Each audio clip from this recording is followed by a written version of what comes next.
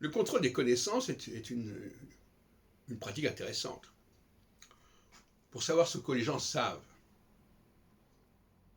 par questions et réponses, par exemple. Si on veut connaître le niveau de connaissance, d'ailleurs ça fait partie, je crois me souvenir, du quotient intellectuel, enfin bon, peu importe.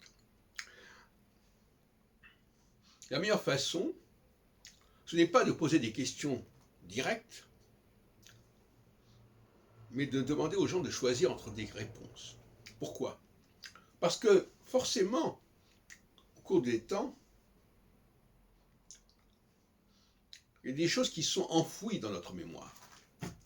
Et donc, si on nous pose la question qui a fait ceci, qui a fait cela, de but en bleu, eh bien, on ne va pas trouver.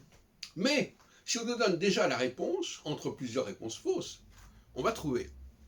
Et c'est à mon avis là que ça se situe. Parce que si on met la barre trop haut, tout le monde sera au même niveau.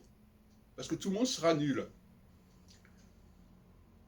Donc il faut mettre la barre à un niveau moyen, et là on va s'apercevoir qu'il y a des gens qui sont dans le coup et des gens qui ne sont pas du tout dans le coup. Donc il faut interroger la mémoire passive. Et au niveau de la mémoire passive, il y a une inégalité de connaissances absolument prodigieuse. Ou même à la limite, il faut donner un nom et demander ce que ça évoque. Ça c'est pas mal non plus. Parce que pour beaucoup de gens, tel nom n'aura aucun impact, et pour des gens qui sont vraiment cultivés, ça aura un impact.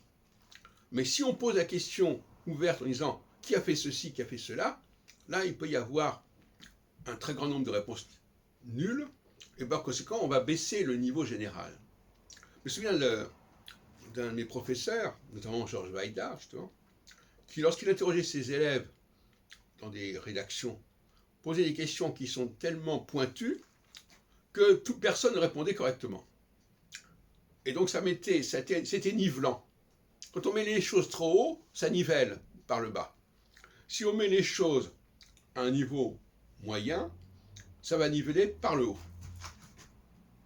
Donc, c'est pour ça que je dis, parce que c'est normal, notre cerveau, nous emmagasinons des choses, et il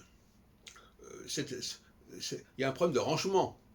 Donc, nous n'avons pas forcément l'énergie pour trouver immédiatement la chose en question.